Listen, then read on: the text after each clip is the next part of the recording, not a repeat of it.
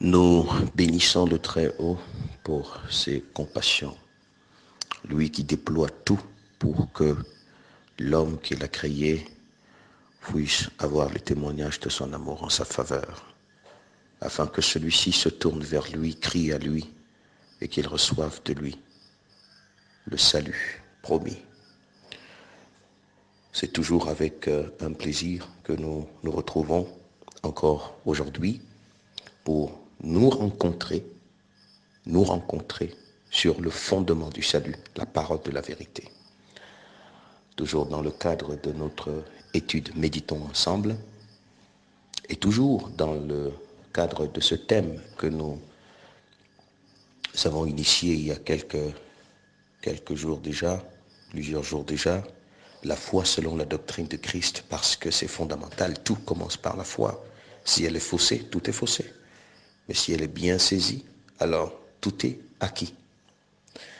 Bien, donc aujourd'hui nous allons répondre à une question qui a été posée, la différence entre la foi terrestre et la foi céleste. C'est une très bonne question qui m'a été posée et nous avons souhaité que la réponse soit formulée ouvertement pour pouvoir profiter à tous. Et nous remercions la personne qui nous a renvoyé cette question. Bien, comme d'habitude, nous prendrons un extrait de cantique et puis nous prierons pour demander la faveur du Seigneur pour ce moment.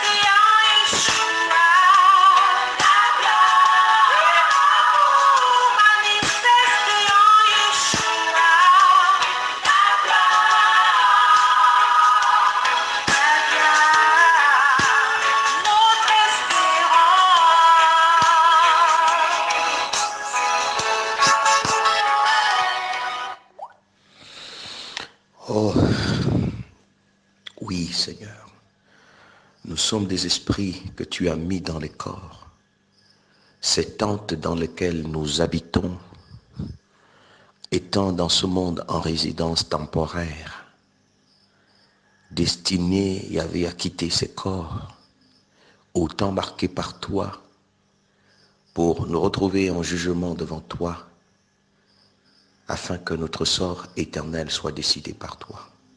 Nous sommes esprits, oui, esprits dans des corps, appelés à revêtir ta nature, ton identité et à la manifester dans ce monde. Mais nous avons été manipulés, trompés, égarés, Yahvé, par notre adversaire, celui qui a une profonde haine contre nous et qui, Yahvé, avec son armée de démons, se déploie pour tenter de nous perdre, car lui-même sait que ce que nous avons de précieux, Yahvé, c'est toi.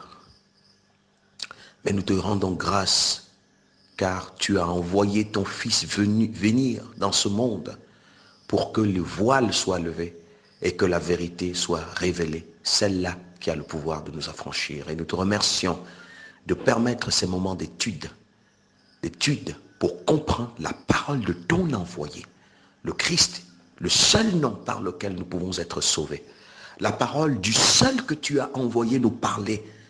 Merci de nous accorder la faveur de commencer à avoir de l'attention pour sa parole, cette parole qui a le pouvoir de nous guérir et de nous sauver. Nous te disons merci et nous prions que tu nous assistes par ton intelligence, par ta lumière, et que tu accordes à chacun la grâce et le pouvoir de comprendre la parole par laquelle nous pouvons être sauvés. Béni sois-tu et béni soit le Messie, le Christ ressuscité, glorifié. Amen.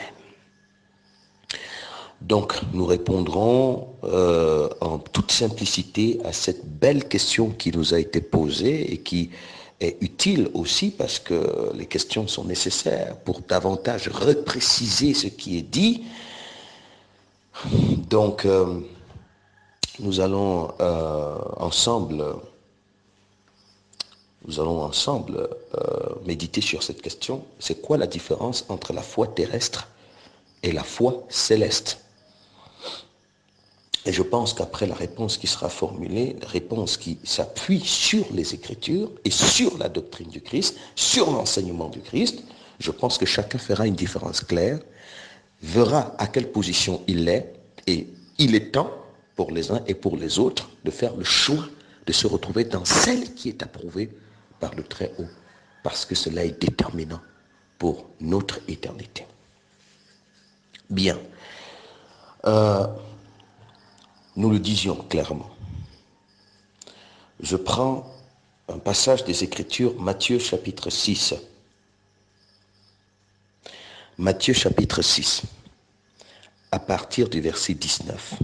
C'est toujours le Messie, l'envoyé de Dieu, le prince de la vie qui parle. Ce sont ses paroles. Et voici ce qu'il dit. Matthieu chapitre 6, à partir du verset 19. Ne vous amassez pas de trésors sur la terre. Ne vous amassez pas de trésors sur la terre, où la teigne et la rouille détruisent, et où les voleurs percent et dérobent. Mais amassez-vous des trésors dans le ciel, où la teigne et la rouille ne détruisent point, et où les voleurs ne percent ni ne dérobent. Car là où est ton trésor, là aussi sera ton cœur. L'œil est la lampe du corps. Si ton œil est en bon état, tout ton corps sera éclairé. Mais si ton œil est en mauvais état, tout ton corps sera dans les ténèbres. Si donc la lumière qui est en toi est ténèbres, combien seront grandes ces ténèbres? Arrêtons de là un moment. Regardez le discours du Christ. Il vient sur la terre et il vient dire, écoutez-moi, ne vous amassez pas les trésors sur la terre. Parce que ici, là, il y a la teigne, il y a la rouille. Tout ce que vous allez réussir à amasser sera détruit. Moi, je viens vous annoncer d'amasser le trésor dans le ciel. Vous comprenez que le discours du Christ n'était que le ciel, le royaume, en haut. Donc, il n'avait que ça dans la bouche. Le ciel, il est venu faire la promotion du ciel sur la terre. Parce que c'est le ciel l'essentiel. Parce que c'est le ciel l'essentiel. Il est venu faire la promotion du ciel, pas de la terre. Il dit, ne vous amassez pas des trésors. Mais moi j'ai besoin d'amasser. Il me faut bien la foi pour que j'amasse. Lui, il te dit, non, moi je veux que tu aies la foi pour te faire un trésor dans le ciel. Moi, je veux la foi pour me faire un trésor sur la terre. Il dit, le problème, c'est que là où est ton trésor, là sera ton cœur. Alors si ton trésor est sur la terre, ton cœur sera sur la terre. Et si ton cœur est sur la terre, puisque la terre sera détruite, tu seras détruit. Parce que là où est ton cœur, là est ton sort. Mais si ton trésor est dans le ciel, ton cœur est dans le ciel, comme le ciel est indestructible, toi aussi tu es indestructible. Je continue. Au verset 24. Nul ne peut servir de maître, car ou il haïra l'un et aimera l'autre, ou il s'attachera à l'un et méprisera l'autre. Vous ne pouvez servir Dieu et Mammon. C'est pourquoi je vous dis, ne vous inquiétez pas pour votre vie de ce que vous mangerez, ni pour votre corps de quoi vous serez vêtus. La vie n'est-elle pas plus importante, la vie n'est-elle pas plus que la nourriture, et le corps plus que le vêtement? Regardez les oiseaux du ciel, ils ne sèment ni ne moissonnent, et ils n'amassent rien dans des greniers, et votre Père céleste les nourrit. Ne valez-vous pas beaucoup plus qu'eux? Qui de vous, par ses inquiétudes, peut ajouter une coudée à la durée de sa vie? Et pourquoi vous inquiétez au sujet du vêtement? Considérez comment croissent les lits des champs.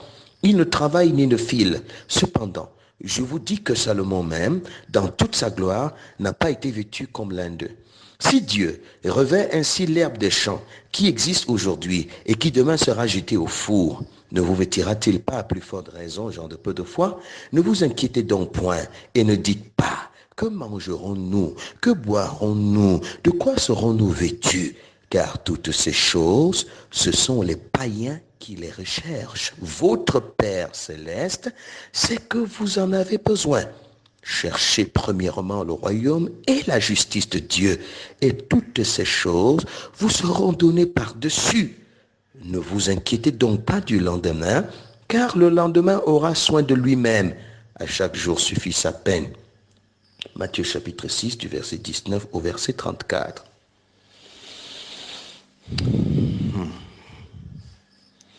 Alors, le Christ vient. Vous savez, quand il venait, le peuple juif l'attendait. Et le peuple juif était dans une situation difficile parce que le peuple juif subissait l'hégémonie romaine. Et ce qui avait entraîné des difficultés sur le plan économique, financier. Beaucoup de familles avaient des difficultés, beaucoup de familles juives. Il y en avait quelques-unes qui étaient aisées. La plupart, c'est celles qui avaient des connexions romaines et tout cela, ils pouvaient faire des business et tout. Donc les gens étaient vraiment dans des besoins, des difficultés matérielles, des difficultés sociales, des difficultés du quotidien. Il y en avait vraiment des difficultés. Bien, et quand le Christ arrive, les gens se disent, ah mais peut-être lui, comme il vient d'en haut, il nous donnera toutes les techniques qui nous permettront vraiment de pouvoir nous en sortir, parce que sur la terre, c'est vraiment chaud, permettez-moi l'expression. C'est dur, oh c'est dur. Alors, ils se disent que le Christ qui vient d'en haut va venir leur dire toutes les techniques qui leur permettront effectivement de trouver la voie pour pouvoir obtenir une place sous le soleil. Pour pouvoir se faire aussi une place sous le soleil. Mais quand le Christ arrive, lui, ils écoutent son discours. Royaume des cieux, ciel. Il vient. Ne vous amassez pas des trésors sur la terre. Moi, je veux vous indiquer comment faire pour amasser les trésors dans le ciel. C'est quoi cette histoire? Cherchez le royaume des cieux. Ne dites pas que mangerons-nous, que boirons-nous, de quoi serons-nous vêtus.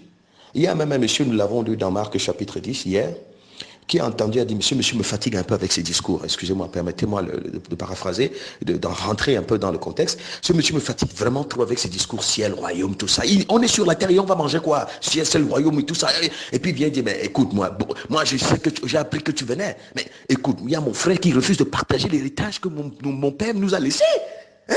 Moi je viens accuser, voilà, le père a laissé l'héritage pour qu'on partage. Il dit, mon ami qui m'a établi juge sur vos affaires terrestres, qui m'a établi juge.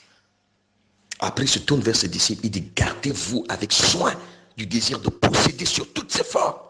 Et c'est là qu'il donnera la parabole de monsieur dont les récoltes avaient produit abondamment et qui a été fou pour penser qu'il est ici pour bourrer son ventre et accomplir ses passions. Donc, vous voyez, le Christ, il vient et il a un discours qui n'annonce qu'il vient comme le promoteur par excellence du ciel qui est l'essentiel, le promoteur du royaume des cieux, Parce que je voudrais nous rappeler que nous sommes des esprits dans des corps et nous sommes sur la terre en résidence temporaire. Nous ne sommes pas ici pour nous ne sommes pas ici pour nous établir sur la terre. Nous sommes ici destinés à partir. Là où nous devons avoir notre demeure éternelle, ce n'est pas ici. Donc, nous sommes en résidence temporaire. La préoccupation de notre Créateur, ce n'est pas la terre, mais c'est le ciel, l'éternité. Parce que celui qui n'entre pas dans le royaume éternel va périr dans le feu. Dieu ne veut pas ça. Il veut nous sauver. Il voudrait que lorsque nous partons de notre corps, que nous puissions rentrer dans le repos éternel, dans le domicile céleste glorieux qui nous a été réservé. C'est ça sa volonté. Il veut que tous les hommes soient sauvés et parviennent à la connaissance de la vérité. Et il nous a mis dans notre corps pour que nous puissions conquérir notre ticket pour le ciel. Nous sommes ici pour le ciel. Nous ne sommes pas ici pour la terre. C'est ça l'ambition. Nous sommes ici pour tout faire, pour gagner le ticket pour le ciel. Et quand on parle de la foi qui vient de la parole de Christ, l'objet de la foi, la conquête, la différence entre la foi terrestre et la foi céleste se trouve au niveau de la nature de leur conquête. Qu'est-ce que la foi céleste? Quelle est la conquête de la foi céleste? Quelle est la conquête de la foi terrestre? Il est dit dans Éphésiens chapitre 2 au verset 8 que, Éphésiens chapitre 2 verset 8, car c'est par la grâce que vous êtes sauvés, par le moyen de la foi. Et cela ne vient pas de vous, c'est le don de Dieu. C'est par la grâce que vous êtes sauvés, par le moyen de la foi. La foi est le moyen par lequel nous accédons au salut. Le salut, c'est quoi? Gagner son ticket pour le ciel. C'est ça le salut. Le salut, c'est gagner le ticket pour le ciel.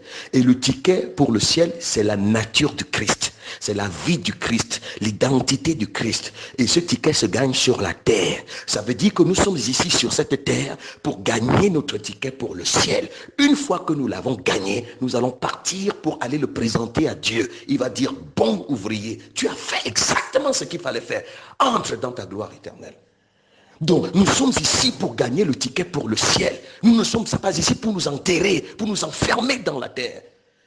Donc, la foi est le moyen par lequel nous gagnons notre ticket pour le ciel. Vous comprenez que la conquête de la foi céleste, c'est le ciel, c'est le royaume de Dieu. Voilà la conquête de la foi céleste. Mais la conquête de la foi terrestre, c'est la terre, les gloires de la terre, la renommée terrestre. La foi terrestre cherche à se définir à partir de la terre.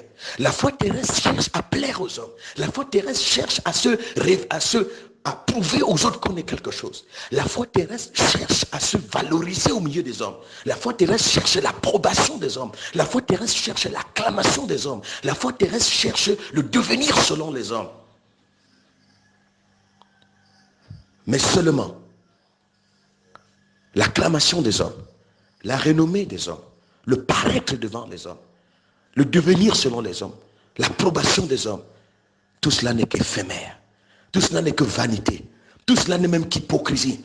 Parce que des gens qui vous acclament aujourd'hui, parce que vous leur donnez ce qu'ils veulent, le jour où vous ne serez pas capable de leur en donner, ils vont se moquer de vous. Ils vont se moquer de vous.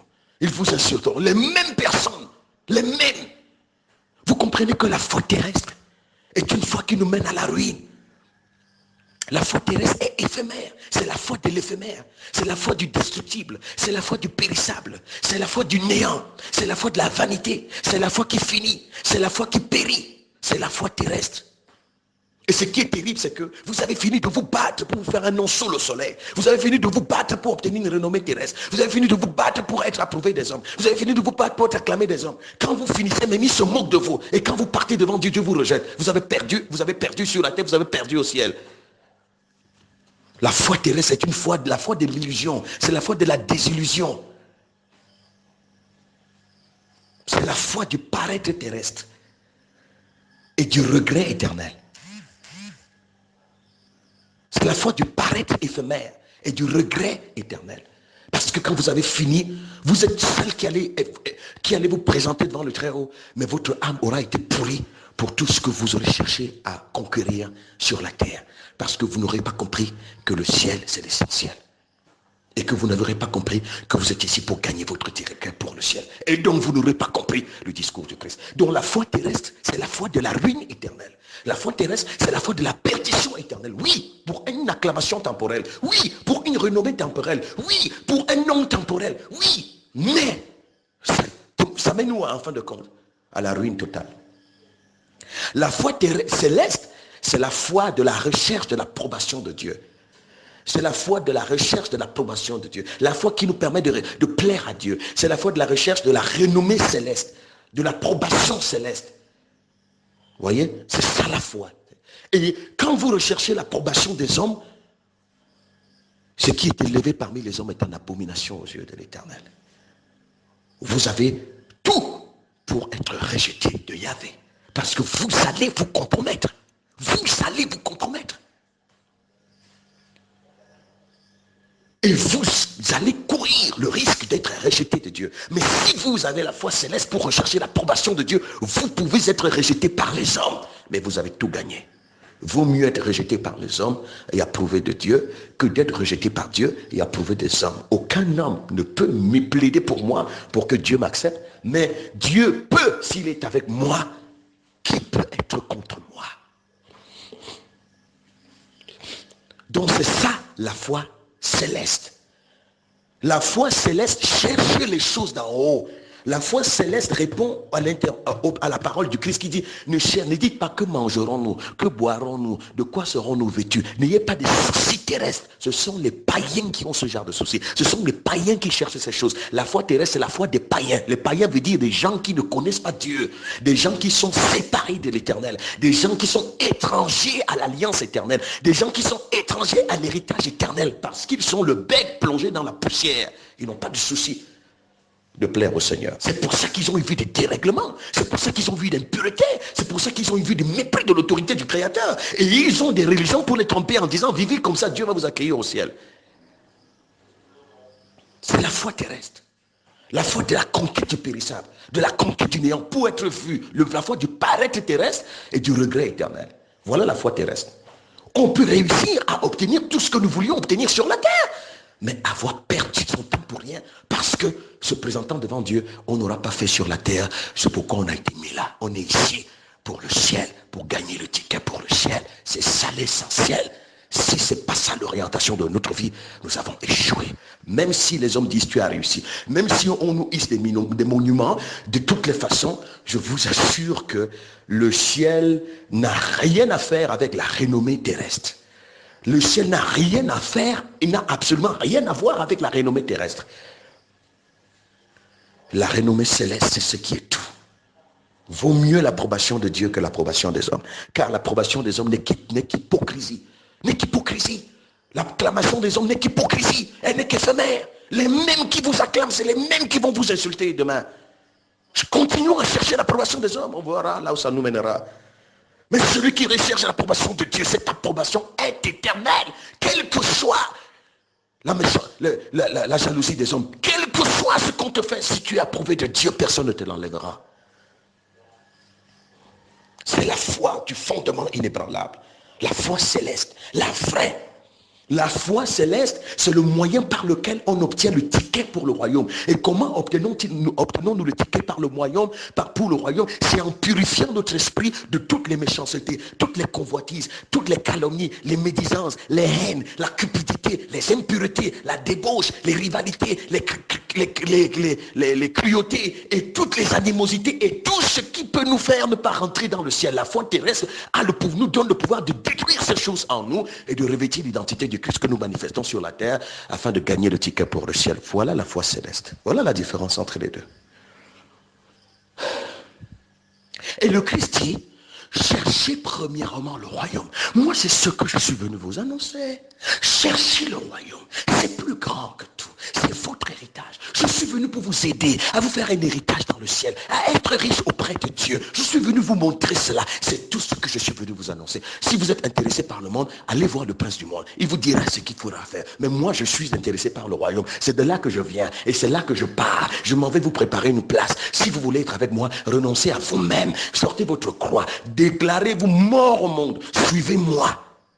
Et il dit, cherchez premièrement le royaume des cieux et sa justice, et toutes choses vous seront données par-dessus. Pour dire que Celui qui a la foi, la vraie, celle qui vient de Dieu et de la parole du Christ, celle qui vient pour être sauvé, pour gagner le ticket pour le ciel, celui qui vit pour entrer dans le royaume, celui qui vit pour obtenir le ticket pour le ciel, Yahvé s'intéresse à tous les domaines de sa vie terrestre pour que tout ce qui va lui arriver sur la terre l'aide à gagner le ciel.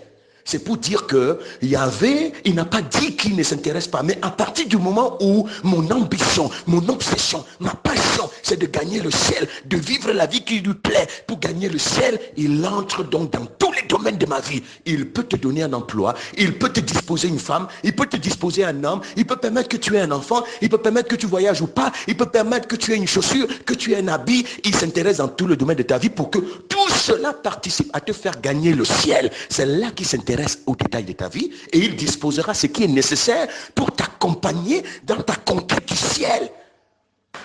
Parce qu'il a intérêt dans cette orientation.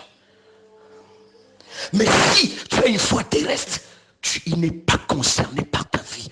Gagne le monde si tu veux. Aie toute la renommée que tu veux. Fais tout ce que tu veux. Tu vas le trouver. Parce que tout est pourri pour ceux qui sont pourris, tout est souillé pour ceux qui sont souillés. Ta conscience étant souillée, toute ta vie est souillée. Possède tout ce que tu veux, c'est souillé. Marie-toi, c'est un mariage souillé. Aie des enfants, ce sont des enfants souillés. Obtiens des visas, c'est des visas souillés. Construis des maisons, ce sont des maisons souillées. Obtiens tous les diplômes du monde, tout est souillé. C'est bon pour les hommes, mais c'est souillé devant lui. Pourquoi? Parce que tu n'as pas compris le but pour lequel tu es sur la terre. Parce que tout ceci va t'amener dans le feu. Mais celui qui vit pour être sauvé, Dieu intervient dans tous les domaines de sa vie terrestre pour l'accompagner à gagner le ciel, pour le transformer, pour le purifier. Donc il peut permettre même que tu n'aies même pas ce que les autres ont. Il peut permettre même que tu n'aies pas de maison. Mais c'est l'objectif de tout ceci. Toi, tu t'en fous. Tu dis de toutes les façons, Seigneur, que j'ai, que je n'ai pas, que je sois marié ou pas, que j'ai des enfants ou pas, que j'ai un emploi ou pas, permets, même si ce sont les difficultés les plus profondes de la terre, que tout ceci me donne la nature nécessaire pour gagner le ciel, que tout ceci me permette de ressembler au Christ pour le manifester sur la terre, montrer aux autres par ma manière de vivre que c'est le Christ qu'il faut chercher, et puis après que j'obtienne le ciel. C'était la foi de Lazare, c'était la foi d'Abraham, c'était la foi de tous les autres qui nous ont précédés. D'où nous vient cette compréhension de foi terrestre, si ça ne peut être que du diable lui-même, le rusé, le prince de l'égarement, la foi du destructible, la foi de l'illusion, la foi de la désillusion, la foi de la désillusion, de la renommée terrestre et du rejet éternel, du paraître terrestre et du regret éternel. Non. Voilà la différence. La foi terrestre, c'est la foi de la chair. Or, la chair a des désirs contraires à ceux de l'esprit. La foi céleste, c'est la foi de l'esprit. La conquête de l'esprit, c'est le ciel. La conquête de la chair, c'est la terre. Les deux sont opposés. La foi terrestre est opposée à la foi céleste. Les sources de ces foi sont diamétralement opposées. Mais celle qui vient du Christ, selon la doctrine du Christ, à partir des Écritures que nous vous invitons à consulter en demandant avec la grâce que le Seigneur vous accorde sa lumière pour que vous ne soyez plus trompés, menés par des interprétations humaines, vous qui m'écoutez. Oh, nous avons un envoyé et il a été envoyé pour tous. Il n'a pas été envoyé pour une catégorie de personnes. Il a été envoyé, il n'est pas venu pour choisir ceux qui appartiennent à telle religion, le Christ n'est pas le prince de la religion. Le Christ n'est pas le prince des mouvements religieux. Le Christ est le sauveur de l'humanité. Le Christ est celui qui vient nous montrer le moyen par lequel nous pouvons être sauvés. Il est venu pour tous les hommes sans exception. Sans exception, distinction de race, distinction de couleur de peau, distinction de religion, distinction de classe sociale. Non, il est venu pour tous les hommes parce que tous ont été créés par Dieu et Dieu veut que tous les hommes soient sauvés parviennent à la connaissance de la vérité. C'est ce Christ que nous vous annonçons. Nous ne vous annonçons pas le Christ qui a une coloration religieuse, qui a une coloration dénominationnelle. Nous vous annonçons le Christ qui est mort pour vous et qui est venu pour que vous soyez sauvés, qui que vous soyez. Seulement si vous adhérez, seulement si vous avez la foi. Vous comprenez que les deux foi ne sont pas compatibles. Pour avoir la foi pour le ciel, il faut accepter que la foi terrestre soit détruite. Il faut renoncer à la foi terrestre. Il faut renoncer à la foi terrestre. Mais si vous avez la foi terrestre, vous avez barré la voie à la foi céleste. Parce que vous ne pouvez pas suivre les deux à la fois. Choisissez un. Et combien c'est difficile. Voilà pourquoi ce monsieur est parti. Et c'est pourquoi les mêmes disciples du Christ ont dit, mais si c'est ça qui peut être sauvé. Il leur a dit, vous, voilà. Mais la foi, c'est un don. Mais la foi, ça vient du Seigneur. Mais personne ne peut être sauvé sans lui. C'est là qu'il dit que aux hommes, cela est impossible. Mais à Dieu, tout est possible pour dire Dieu a le pouvoir de vous sauver. Mais tournez-vous vers lui, réclamez, il vous donnera la grâce de le faire. Et tournez-vous vers lui. Mais pourquoi on se tourne vers lui pour dire Seigneur, accompagne, je veux l'argent, je veux l'or, tout ce que je veux, c'est je veux les visas. Seigneur, je veux Il dit, mais quand est-ce que tu comprendras que je veux ton âme? Je veux te permettre de t'élever plus haut que cela. Et je permettrai que tout ce qui est dans le monde, toute la création, selon que je le voudrais, participe à t'aimer, à t'accompagner à la sortie de l'univers. Une fois que tu seras sorti, tu auras laissé tout cela. Donc, la conquête de la foi céleste, ce n'est pas les choses de la terre. Mais les éléments terrestres participent à accompagner celui qui est dans la conquête du ciel. C'est ça la conséquence de la foi céleste.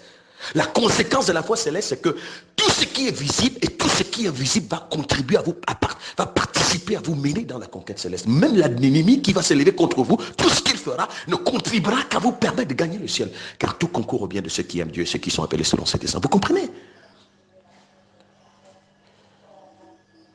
Donc, celui qui a la foi céleste n'est pas la foi pour le mariage, la foi pour les visas, la foi. Il sait que s'il a la foi pour gagner le ciel, Dieu va intervenir dans tous les choix de sa vie quotidienne pour que tout ceci participe à le mener vers le ciel. Et si Dieu intervient, tu es sûr que dans tous les cas, ce sera toujours le bon choix, c'est-à-dire celui-là qui participera à ton salut éternel. Voilà ce que nous pouvons dire. Prions. On reviendra demain sur la question. Seigneur, nous te supplions pour tous ceux qui écoutent ce message. Tu as envoyé ton Fils pour tous les hommes, pour l'humanité entière. Nous vivons un monde de déchirure religieuse. Un monde où les hommes se définissent à partir de la couleur de la peau. Où il y a des guerres raciales, des guerres tribales, des guerres sociales. Un monde gouverné par la méchanceté, par la haine et par l'injustice. Mais pourtant tu as envoyé ton Fils pour tous les hommes. Il n'est pas l'auteur et le fondement des religions humaines.